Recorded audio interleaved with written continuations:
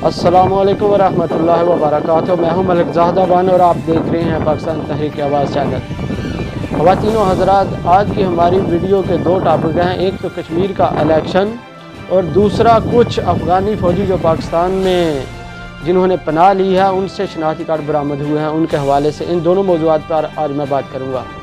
पहली बात तो ये है कि कल जो कश्मीर में इलेक्शन हुए हैं उस इलेक्शन में PTI ने वाज़ेह अक्सरियत हासिल की है, यानी अब वो बग़ैर किसी इत्तेहादी के कश्मीर के अंदर अपनी हुकूमत बनाएगी।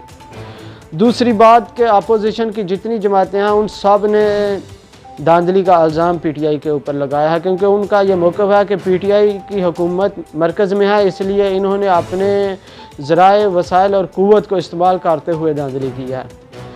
यहाँ पर इलेक्शन के ऊपर भी कुछ सवालात हैं और मीडिया के ऊपर भी कुछ सवालात हैं और हुकूमत के ऊपर भी मेरे कुछ सवालात हैं। पहला सवाल मेरा ये है हुकूमत के ऊपर कि क्या आप लोगों ने जब TLP को इलेक्शन में हिस्सा लेने की इजाज़त दी है तो फिर उनके रिज़ल्ट जो हैं वो TV चैनल्स के ऊपर जहाँ पर आपके रिज़ल्ट दिखाए जा रहे थे, आपके वोट दिखाए जा रहे थे, उनकी वोटिंग और रिज़ल्ट क्यों नहीं दिखाए गए?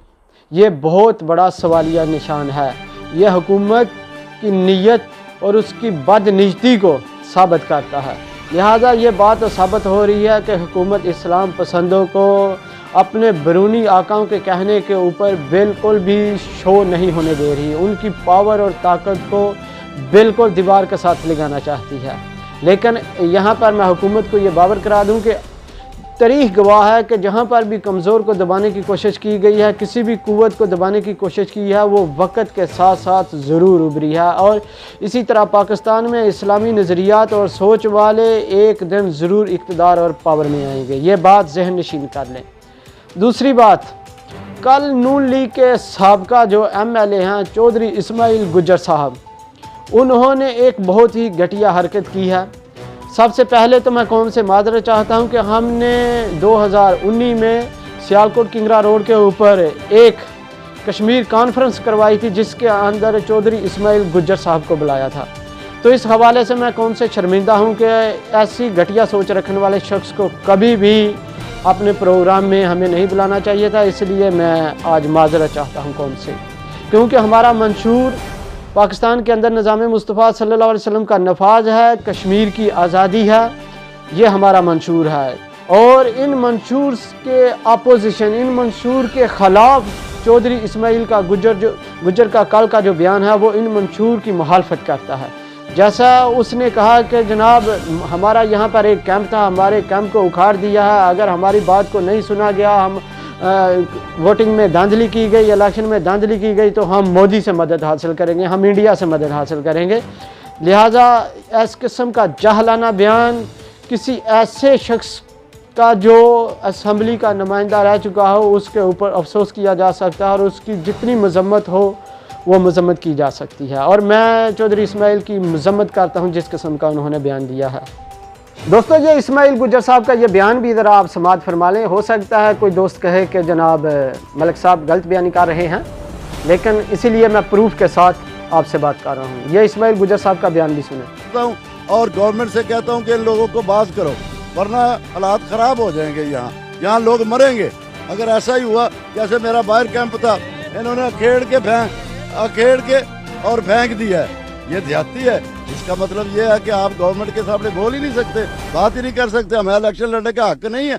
अगर ऐसी हरकत की तो मैं इंडिया को पुकारूंगा कि आपसे वो अच्छे हैं कि वो कम अज कम ये काम तो नहीं करते। इस्माइल गुज्जर साहब, आप किस किस्म के इंसान हैं? आप किस किस्म के मुसलमान हैं? आप एक ऐसे दुश्मन से मदद मांगना चाहते हैं जो कि इस्लाम का दुश्मन है, जो कि पाकिस्तान का दुश्मन है। आपको ये नहीं मालूम कि हमारे जो लीडर थे वो किस तरह की रवायात कायम करके गए हैं। मैं आपको एक बात बताता चलूं कि मोहम्मद बिन कासिम जब मुल्तान तक आला का फतह कर चुका था तो पीछे हजाज बिन यूसुफ के दिल में ये डाउट पैदा हुआ कि ये जो नौजवान है ये इतना इलाका फतह करता जा रहा है, कहीं ये अपनी हुकूमत ही ना बना ले। तो उसने ये साजिश की कि इसको बुलाकर जो है तख्ते पर लटका दिया जाए। تو محمد بن قاسم کو جب یہ سب پتہ بھی چل گیا تو ان کے ساتھیوں نے، دوستوں نے اور ان کی فوج نے یہ کہا کہ اے ہمارے سپہ سالار، آپ حجاز مت جائیں، آپ واپس مرکز میں مت جائیں، کیونکہ ہمیں معلوم ہے کہ وہ لوگ آپ کو شہید کر دیں گے۔ لیکن محمد بن قاسم نے شہادت کو ترجیح دی، اور شہادت کو ترجیح دیتے ہوئے وہ واپس چلے گئے، نہ کہ اپنے مسلمان بھائیوں کو ایک دوسرے کے ساتھ لڑایا، نہ کہ مسلمانوں کی قتل و غارت کروائی۔ آپ عجیب قسم کے انسان ہیں، آپ عجیب قسم کے لیڈر ہیں، آپ عجیب قسم کے مسلمان ہیں کہ اس شخص سے آپ اور اس ملک سے آپ مدد مانگ رہے ہیں جس نے پاکستان کو توڑا، جو کہ کشمیریوں کے خون بہا رہے ہیں 70 سال سے، اور آپ چلے ہیں انڈیا والوں سے مدد مانگنے۔ وہ کون لوگ ہو تسی؟ تانوں اے ہی نہیں پتا کہ اے لوگ ساڈے دشمن ہیں؟ تو میں انہاں لیڈراں دے سپورٹراں نوں ہی پوچھنا چاہنا، میں نا لیڈراں دے حمایتیاں نوں ہی تے نون لیگ والےاں نوں ہی پوچھنا چاہنا، تہاڈا نظریہ کی ہے، تہاڈی سوچ کی ہے؟ اگر تسی انڈیا والیاں کولوں مدد لینی ہے تو پھر انڈیا ہی تر جاؤ۔ اگے بھی یہ 2-4 لانتی انڈیا جا کے بیٹھے نے، عدنان سمی ورگے، اور فتح جڑا کنجر اتھے جا کے بیٹھا او دے ورگے، تسی بھی اتھے ہی تر جاؤ۔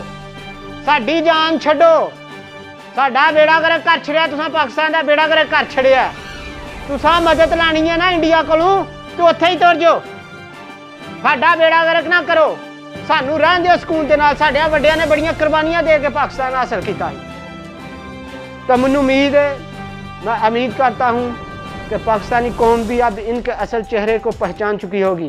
اور یہاں پر ایک بات میں اور بھی کرتا چلوں کہ کہیں نون لیگ والے اور دوسرے دوستوں کے ذہن میں یہ نہ آ جائے کہ شاید میں نیازی صاحب کا سپورٹر ہوں، پی ٹی آئی کا سپورٹر ہوں، میں تمام لبرل جماعتوں کے اگینسٹ ہوں۔ میں پاکستان میں اللہ اور اس کے رسول کا نظام چاہتا ہوں، نظام الہی چاہتا ہوں، ظلم کا خاتمہ چاہتا ہوں۔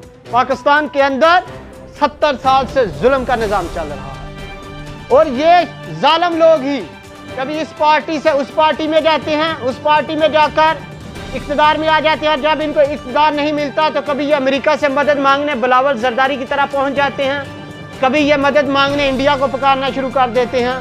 لیکن میں ان سب پارٹیوں کے انگیسٹ ہوں، اور نظام مصطفیٰ صلی اللہ علیہ وسلم والے ان تمام پارٹیوں سے بیدار ہو چکے ہیں۔ لہٰذا سادہ لو پاکستانیوں، آپ لوگ بھی ان کی اصلیت کو پہچان کر محب وطن، محب اسلام لوگوں کو اقتدار میں لا کے آئیں، ان چمچوں خرچوں سے جان چھڑائیں۔